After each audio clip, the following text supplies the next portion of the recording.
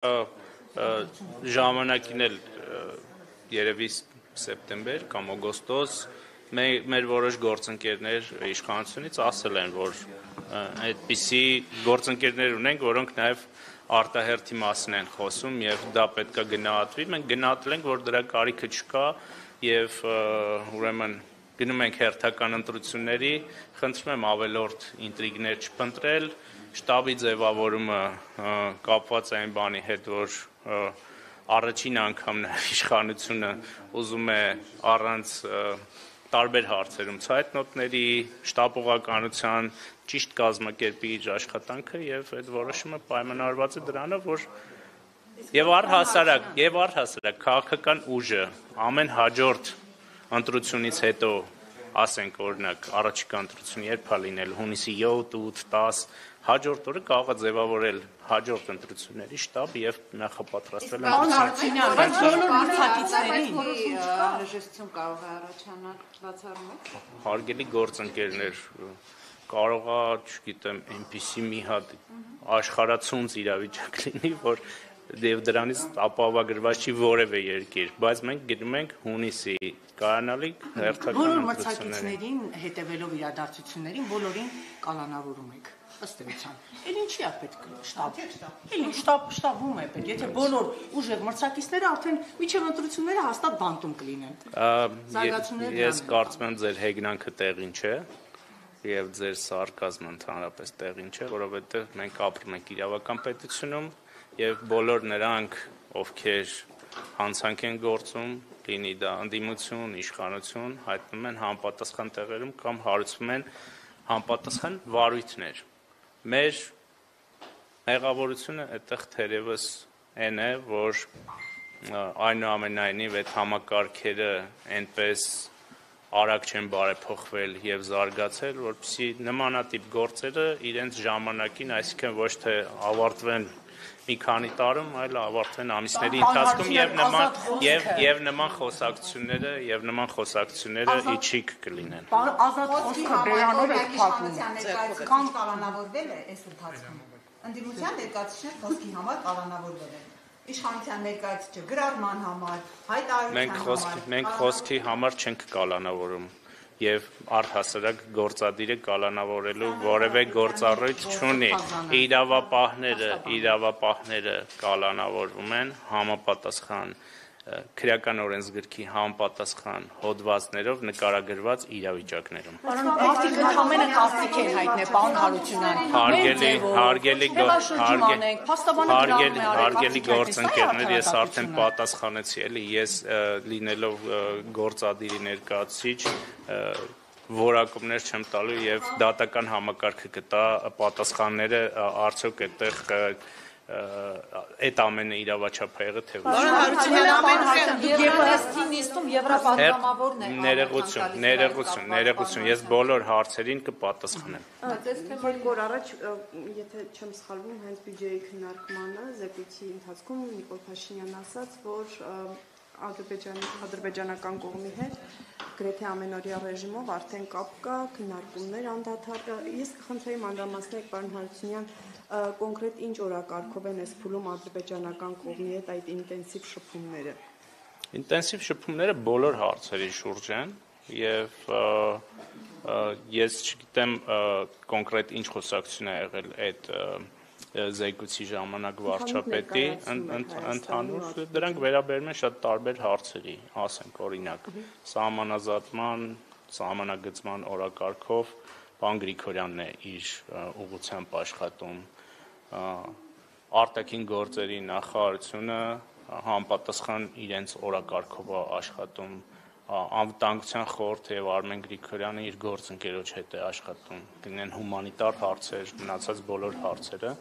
օրակարգները, երբ որ արդյունքները լինում են, մենք դրա մասին խոսում ենք եւ կարծում եմ, որ այն տեմպը, որ կա Հայաստան-Ադրբեջան գործընթացում, հարաբերություններում վատը չէ, օրինակ Ադրբեջանի կողմից իր մասով, օրինակ հայկական բեռների տեղափոխման, շրջափակման արգելքի հանումը։ Պարոն Հարությունյան, իսկ ամենօրյա ռեժիմով քննարկումների ժամանակ արդյոք այդ ցավոտ հարցերը քննարկվում են, օրինակ այսպես կոչված Զանգեզուրի միջանցքը, Արևմտյան Ադրբեջանի թեման, չհոգնեցիք դուք շարունակում են իրենք շարունակում են։ Դուք ընդհանրապես չհոգնեցիք այդ թեմաներից Զանգեզուրի միջանցքի։ Եվ մենք ենք մեր կարծիքը ասել, եւ իրանք են իրենց կարծիքը ասել, կան ստորագրված փաստաթղթեր։ Այդ փաստաթղթերում շատ հստակ եզրույթներ, տեղանուններ, անվանումներ, ինչի է անընդհատ ավելորդ լարվածություն ստեղծում այդ բանը։ Okay, մենք չենք ստեղծում, իրենք են պայմանագրի ստորագրման շուրջ կան քննարկումներ այս բանի, պարոն Հարությունյան, նախաստորագրվեց, բայց ստորագրման մասին կարծես թե դադար է այս բանը, Դե երկկողմ շփումներում այդ հարցը անընդհատ կա եւ պետք է փորձենք նաեւ ընդհանուր եզրեր գտնել, որպեսզի օր առաջ այդ փաստաթղթը ստորագրվի։ Պետությունների ղեկավարների միջև ուղիղ շփում կա թե ոչ։ Պետությունների ղեկավարների միջև այն ժամանակ, երբ որ շփում լինում է, դուք դրա մասին իմանում եք պարտադիր։ Պարոն Հարությունյան, իրավական ոլորտից հարց են տալիս այդ բերանը փակելու, եկեղեցու ցանելու հետ կապված, ասում եք, թե դա իրավական տիրույթ է, մենք թողի ամեն մեկը զբաղվի իր գործով, չենք խառնվում, բայց կոնկրետ 3 Եվրանեստի խորհրդարանական վեհաժողովի նիստին եվրապատգամավորներից մեկը Նաչո Սանչեսը ձեզ ամոթանք տվեց, որ 20-40 ոստիկան եք ուղարկում մարդկանց խոսքի համար բանտ եք նետում ու հիշեցրեց, որ դուք տենց ուզում եք ԵՄ անդամ դառնալ եւ ժողովրդավարական պետություններում նման կերպ չեն վարվում։ Սա ձեզ չի առնչվում։ Երբ որ իսպանացի падգամավորը գալիս է եւ Հայաստանի Հանրապետության տարածքում նման դիրքորոշում է արտահայտում, դա նշանակում է, որ այս պետությունը եւ մեր իշխանությունը միտված է ժողովրդավարական գործընթացները զարգացնել, չփախնել մեր կողմից անարդարացի քննադատությունից, լսել դա եւ ընդունել գիտություն։ Յուրաքանչյուր հարգելիս դա իսպանացի падգամավորը զգուշացնում է, okay։ Դուք ԵՊՀ դասախոս եք եղել, պարոն Հարությունյան, միջազգային գնահատականների միջում բավականին ընդդիմադիր դասախոս եք եղել, ազատ արտահայտվել եք, բայց որևէ մի ՀՀԿ-ականի երեխա, օրինակ, ձեր ընդդիմադիր դասախոսությունները չնկարեց տալ ռեկտորին, որ ռեկտորներ, օրինակ, պարոն Հարությունյանին որոշում կայացներ աշխատանքից հեռացնել։ Ինչու է այսպիսի կատաղի պայքար մղում ազատ խոսքի դեմ։ Իմ ուսանողները լսարանում երբեք ընդդիմադիր ելույթներ չեն լսել կամ որակումներ չեն լսել, իմ դասախոսությունները լսարանում եղել են բացառապես այն դասախոսությունների շրջանակներում, որոնք եղել են։ Եվ ես չգիտեմ ինչի մասին է խոսքը, ես չգիտեմ ինչ Նարեկ ջան, ես չգիտեմ ինչի մասին է խոսքը, հարցը տրվեց ինձ հետ կապված, ես պատասխանեցի։ Եվ ներողություն, եւ միաժամանակ կարող եմ ասել, որ սոցիալական ցանցերի այս զարգացվածության պայմաններում ես ունեցել եմ ուսանողներ, որոնք իմ գործունեությանը հետևել են եւ հետևել են այն քաղաքական ուղուն, որին ես եմ հետևում։ Դիցուկ իշխանության մեջ կան մարդիկ, որոնք եղել են իմ ուսանողները, բայց դա ամենևին չի նշանակում, որ ես չարաշահել եմ իմ ուրեմն լիազորությունները որպես դասախոսի եւ պարտականությունները եւ նման գործունեություն եմ ծավալել, բայց ես ձեզ ասեմ, որ իմ ունեցած տեղեկություններով Երևանի պետական համալսարանի ռեկտորը ապրիլի 22-ին 2018 թվականի որոշում է կայացրել ինձ հեռացնելու, բայց ապրիլի 23-ին հեղափոխության օրերն էր, ապրիլի 23-ին այդ հրամանը անհետացել է։ Մինչև էդ էլ եղել են փորձեր ճնշելու, սահմանափակելու, բայց ես կարծում եմ, որ նույն ԵՊՀ ղեկավարությունը շատ լուրջ մտահոգություններ է ունեցել, որ հնարավոր սահմանափակման դեպքում, ես փաստերի մասին եմ խոսում, եւ հնարավոր սահմանափակման դեպքում ես ասում եմ, ես ունեմ տեղեկություններ, ես չեմ ասում, այդ մարդը այդպիսի բան է արել, հարգելի գործընկերներ, եկեք մենք post-factum հայտարարություններ եք անում, ուզում եք արդարացնել այսօրվա հիմա ես ուրիշ բաների մասին եմ ասում, նաև որ եղել են մինչև այդ սահմանափակման փորձեր, բայց այդ մարդիկ, այդ թվում նաև Արամ Սիմոնյանը հասկացել են, որ դա շատ ավելի վատ հետևանքներ կունենա Երևանի պետական համալսարանի համար, քան իմ սահմանափակումը։ Հարությունյան, թեմայի շարունակություն էլի կներեք։ Տեսեք, պետհամալսարանը պատճառաբանել է, որ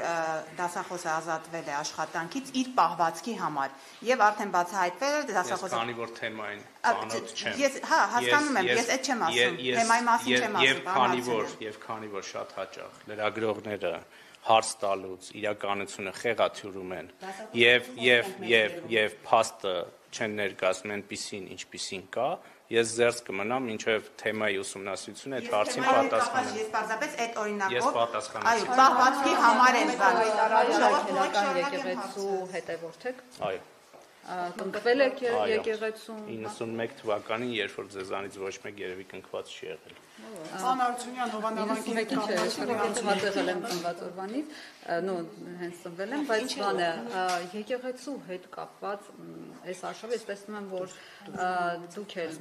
շատ գրառումներում անդրադարձել եք կաթողիկոսին իր քաղաքացիական անազգանունով եք դիմել։ Ընդհանրապես չեք կարծում, որ սա լուրջ հարված է հասցնելու հենց հայ առաքելական եկեղեցուն։ Եթե տեսել եք բոլոր գրառումներում, հիմնական գրառումներում ես հենց այդ եմ նշում, որ Կտրիչ Ներսիսյանի գործունեությունը եւ շարունակումը հարվածում է հայ առաքելական եկեղեցին։ Գտնում եմ։ Ներողություն, պարոն Հարությունյան, ձեզ նկատել է հենց այդ, ինչպես դուք եք նշում, Կտրիչ Ներսիսյանի կողմից օծված հոգևոր։ Չէ, 91 թվին ինքը չէր, այն ժամանակ Վազգեն առաջինն Ինչով է հարվածում պարոն Հարությունյանը, ինչով է հարվածել մինչև այսօր, ինչ է եղել։ Ինչով է հարվածել։ Այդ խնդիրը նոր է առած, դուք եք բարձրաձայնում եւ ասում եք, որ հարվածում է հայ առաքելական եկեղեցին, ինչով է հարվածում։ Հիմա այս խոսակցությունը զրոյից ենք բացում։ Ասենք, եկեք կոնտեքստներից կտրված կամը։ Որն էր, պարոն Հարությունյան։ Զրոն, երբ որ սկսեց խոսակցությունը նրա ոչ կուսակրոն լինելու մասին։ Դուք գրառում եք արել, որ 2020 Երբ իմացաք, որ կուսակրոն կաթողիկոսի հետ ինչ եք քննարկել, այդ ժամանակ ձեզ հայտնի էր այս ամենը, ինչ այսօր դուք գիտեք, եւ խոսել եք այդ մասին։ Անկեղծ ասած, 20 թվականին, երբ որ հանդիպել եմ, դրանից հետո էլ չեմ ուզել հանդիպել, որովհետեւ շատ վատ տպավորություն եմ ստացել։ Ասեմ։ Ուրեմն ես գնացել եմ, ընդ որում ես չէի ուզում գնալ, այդ ժամանակ հիշում եք հայոց պատմություն, այն ժամանակ հայոց պատմություն եւ հայ եկեղեցու պատմություն թեմաների շուրջ կար լարվածություն, ես ասում էի, որ մենք չենք կարող ունենալ առանձին հայոց պատմություն եւ առանձին հայ եկեղեցու պատմություն, որովհետեւ դա ընդհանուր պատմություն է, իրենք ասում են չէ, որ դուք հայ եկեղեցու դեմ արշավ եք անում, փակում եք հայ եկեղեցու պատմությունը եւ այլն։ Եվ իմ գործընկերներից մի քանիսը այդպես ասում են, գուցե մի հատ զրուցեք, հասկանաք ինչ է խնդիրները։ Եվ այդ զրույցի ընթացքում ըստ էության այդ թեմայի շուրջ շատ խոսակցություն չեղավ եւ հնչում են մեղադրանքներ, թե ես ինչով եմ վնասում եկեղեցուն։ Ասացի մի օրինակ կարող եք բերել։ Ասեց այո, կարող եմ բերել, կանչեց իր օգնականին, ասեց հələ մի հատ այն թուղթը բեր, այդ օգնականը բերեց թուղթը, ասում է գիտես, դու կազմակերպել ես մի միջոցառում, որի ընթացքում կրնակիտ, այսինքն մեջքին, նստացրել ես մի կարգալույծ քահանայի,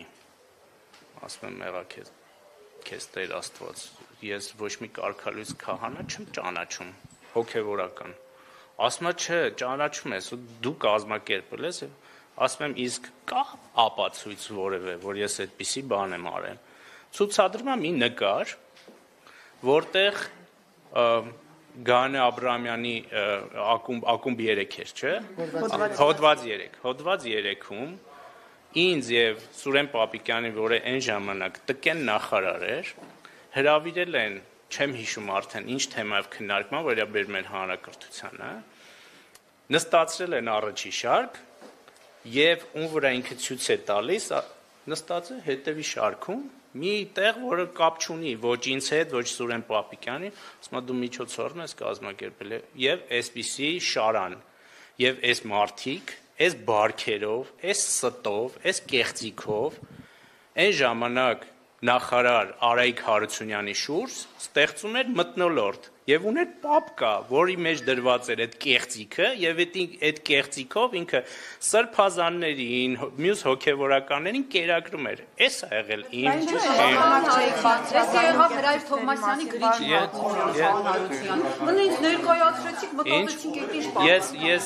Ես ճիշտն ասած չգիտեմ էլ իրան, չգիտեմ ում մասին է խոսքը գուցե հիմա ակտիվ է լա, նույնիսկ նկարը հիմա վիզուալ չեմ հիշում, թե ով է ինքը նստած, բայց ցույց էր տալիս։ Նորմալ չի, որ մարդը կասկածներ ունենա հաստատության սպորտագետների անցել է անձնական դաշտ մտնելու, մարդկանց տեսանկարահանում, չգիտեմ, անելու, փոխելու մտահոգություններ են, որ Նիկոլ Փաշինյանը, քանի որ ԱԱՑ-ն եւ այլն կոնկրետ իրեն են ենթարկվում, որ նույն քպականների վերաբերյալ էլ բազմաթիվ նույնը բովանդակ անբասիրաբար կարող են ունենալ եւ մամուլում բարբերաբար դրել այդ մասին։ Այդպես մտահոգություն չունեք, որ մի օր ինչպես գործընկերս քիչ առաջ հարգելի գործընկերներ, բաղնիքում օրինակ ձեր կամ որևէ այլ քպականի բաղնիքում կարող են տեսախցիկ դնել։ Հարգելի գործընկերներ, չգիտեմ այդ ինչ համոզմունքով եք բոլորդ պնդում, որ դա չեք հարցնում, դուք պնդում եք։ Եվ երբեմն ձեզ հետ խոսել չցանկանալու այդ ցանկությունը առաջանում է նրանից, որ ոչ թե դուք գալիս եք հարցեր տալու, այլ ձեր պնդումները անելու եւ վերնագրեր գրելու համար։ Այ երբեմն թեպետ ես երբեք բան չեմ արել, չեմ հրաժարվել լրագրողների հետ հանդիպումից, բայց երբեմն տհաճություն եմ զգում այդ, երբ որ լրագրողը գալիս է կներեք 1000 անգամ այս բառի համար, չանա տալու եւ ոչ թե հարց տալու եւ հարցը լսելու։ Եվ հիմա ես հիմա ոչ մտահոգություն չունեմ, որովհետեւ ոչ չունեմ, դե լսեք հարց տվել եք, հարցի պատասխանը լսեք։ Ոչ չունեմ, որովհետեւ իշխանությունը նման արտահոսքերի հետ կապ չունի։ Եվ ես այդ օրինակը բերեցի, որ նույնիսկ մեր իշխանության ժամանակ գաղտնալսվել են եւ հրապարակվել են մեր պաշտոնյաների վերաբերյալ ուրեմն նյութեր, շնորհակալություն։ Այս հարցին էլ չեմ անդրադառնալու։ Հարությունյանը թե ձեզ համար ընդունելի չէ այդ գործելակերպը։ Ես ասեցի, ես դրա մասին ես իմ բոլոր դիտարկումները ներկայացրել եմ նորմինացիաներ։ Ես չգիտեմ իմ տեղակալի հետ կապված ինչ լրատվամիջոցներ կան։ Վարչապետը անկախության հռչակագրի հետ կապված գնահատական է հնչեցրել, որ անկախության հռչակագրի բովանդակությունն այն մասին է, որ Հայաստան պետություն չի կարող լինել։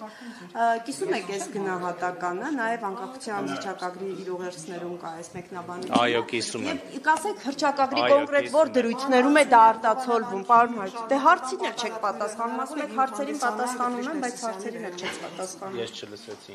ներողություն ասեք։ Հովանավանքի շարունակական պատարակները հնարավոր է հիմք հանդիսանա, որպեսզի Կտրիչ Ներսիսյանը Վեհարանից հեռանա։ Հովանավանքի պատարակները այդ գործընթացի մի մաս են կազմում։ Ինչպես օրինակ Ես արդեն պատասխանեցի, որովհետև սահմանադրությամբ չի կարող իշխանության մասին, ասեք պարոն։ Ես կարծում եմ, որ անկախության հռչակագրում կան որոշակի խնդիրներ։ Որն է։ Իսկ ինչպես է լինելու այդ գործընթացը, քանի որ սահմանադրության իշխանությունը չի կարող հեռացնել, այսինքն այս հոգով խոսալու այս պրակտիկային վերջ տվեք։ Նիկոլ Փաշինյանը այսօր էլ իր էջում դրել էր, որ ամենայն հայցքաթողոքոսը պետք է հեռանա։ Մենք գիտենք, որ իշխանությունը իրավունք չունի սահմանադրությամբ հեռացնելու։ Այսինքն ինչ ճանապարհ եք ընտրել ճնշումների միջոցով։ Վարչապետը շատ հստակ արտահայտվել է այս ամենի մասին եւ ասել է, որ ինքը որպես իշխանություն չի հանդես գալիս այս գործընթացում, այլ հավատավոր քրիստոնյա։ Այստեղից բխող բոլոր արդյունքներով։ Նախ խնդրեմ դուք ցանկացած մասսայական միջոցառման ընթացքում, որին մասնակցում է հանրությունը, ոստիկանությունն է անվտանգությունն ապահովում, որին մասնակցում է բարձրաստիճան պաշտոնյա, որը պետական հսկողության տակ է գտնվում, համապատասխան կառույցների կողմից իրենք են դա իրականացնում։ Պարզապես մենք Նիկոլ Փաշինյանը որ միտեղ է գնում, ես իմ հարցերը միանգամից կտամ, կարող է հետո հնարավորություն չունենամ։ Նիկոլ Փաշինյանը, բայց ես 5 րոպեից գնալու եմ։ Նիկոլ Փաշինյանը որ միտեղ է գնում, մենք տեսնում ենք, որ 200 մետրը մեկ ոստիկանություն է կանգնած եւ տպավորություն է, որ եթե մի կես կիլոմետր այդ խաչմերուկը չլինի, արհեստական խաչմերուկ կստեղծեն, որ այդ ոստիկանները կարող են գնահատականն է, իրավաբաններն ու անպատասխան հարցս վերջացնեմ, ինչու է այդքան շատ ճանապարհներին ոստիկանություն կանգնում եւ արդյոք կառավարության վարչապետի ենթակայությամբ գործող ՊՊՑ-ն Հովանավանքի մայրաթորի կողմից կարգալույց հրճակված հոգեվորականի անվտանգությունն ապահովում է, թե չէ նրան ՊՊՑ ծառայողներ հսկում են, թե ոչ։ Առաջի հարցի հետ կապված թե որտեղ ինչքան ոստիկանություն կկանգնի եւ որ հատվածներում կլինի, դա գնահատում են համապատասխան մարմինները ելնելով այն ինֆորմացիայից, որ ունեն տվյալ հատվածում, երկրորդի հետ կապված ես նման ինֆորմացիա չունեմ։ Պարոն Հարությունյան, ձեր եղբորը համարում են Նիկոլ Փաշինյանի իշխանության մեջի Միքայել Մինասյանը, բացատրեմ ինչ ասում, ձեր քննադատն ասում, որովհետև գովազները կենտրոնացրել է իր ձեռքը, ինչպես օրինակ Միքայել Մինասյանը հանրապետական կուսակցության շատ հանգիստ ամբողջ քաղաքը գովազների մեջ է, ամբողջ գովազների կուրացիան ինքն է իրականացնում, այսպես է հրապարակումները։ Ու ասում են, քննադատում են, ասում են ըստ էության Նիկոլ Փաշինյանի իշխանության պայքարը ոչ թե երևույթի դեմ էր, այլ անձերի դեմ էր։ Կուզենամ ձեր գնահատականը։ Դա սուտ եւ իրականության չհամապատասխանող փաստ է, որովհետեւ լուր է եւ մեկնաբանություն է, որ որևէ աղերս չունի իրականության հետ։ Գովազների հետ կապ չունի։ Այսինքն, եթե ձեր եղբայրը զբաղվեր անասնաբուծությամբ, կարող էին ասեն, որ որևէ ոլորտ կենտրոնացված չի, ինչի մասին եք խոսում։ Դուք ուսումնասիրել եք ինքը որտեղ է աշխատում, ներողություն, դուք ուսումնասիրել եք ինքը որտեղ է աշխատում եւ եկել եք այդ եզրակացության։ Բոլորը այդ մասին են ասում, ոլորտը ինքն է։ Իմ եղբայրը զբաղվում է գովազդով, բայց եթե ձեր եղբայրը զբաղվեր անասնաբուծությամբ, ես կարող եի ասեի, որ բոլորը ասում են, որ անասնաբուծության մագնատ է ձեր եղբայրը։ Գովազդային ոլորտի պատասխանատուները ասում են ամբողջը պարոն Հարությունյանի շատ բան են ասում։ Պարոն Հարությունյան, ես նույնիսկ պաշտոնը չգիտեմ, հարգելի գործընկերներ, որովհետև ես ոչ մի եղբորս, ոչ մյուս եղբորս աշխատանք։ Ասում պղնձամոլիբդենային կոմբինատում է աշխատանքի ընդունում, պարոն Հարությունյան, դա չի համապատասխանում իրականությանը։ Հայտարարվեց, որ 26 թվականի ընտրությունները Հարգելի գործընկերներ, իմ ընտանիքի հետ կապված որևէ լուր ասեկոսեներ չեն համապատասխանում իրականությանը, որովհետև իմ ընտանիքը այնպիսին, ինչպիսին եղել է 2018-ին, շարունակում է այդպիսին մնալ։ Հայտարարվեց, որ 26 թվականի Եվ ես չեմ եկել ձեր բամբասանքները մեկնաբանել այստեղ։ Խորհրդարանական ընտրությունները Ես շարունակում եմ մետրոյով գնալ, ամբողջ օրը զբոսնել, դա ձեր խնդիրն է։ Իմիջիալոց ձերը որ լրատվամիջոցն եք, ասեք։ Ուզում եմ իմանալ։ Հրապարակ։ Հա։ Պարոն Պարզ է։ Հարությունյան, Սկզբից ներկայանայք, որ հրապարակն եք էլ։ հայտարարվեց, որ աշխատել այնտեղ։ խորհրդարանական ընտրություններից հետո ընտրողների քվեն ստանալուց հետո նաև կձեռնարկվի նոր սահմանադրության ընդունման համար հանրաքվե։ Կա ընդհանուր մոտեցում, պատկերացում, թե մոտավորապես երբ սահմանադրությունը կդրվի հանրաքվեի։ Չէ, չկա նման դատաների վերաբերյալ, ժամկետների վերաբերյալ քննարկում չկա, շնորհակալություն։ Երկու հարց ունեմ։ Ձեր ստատուսների հետ։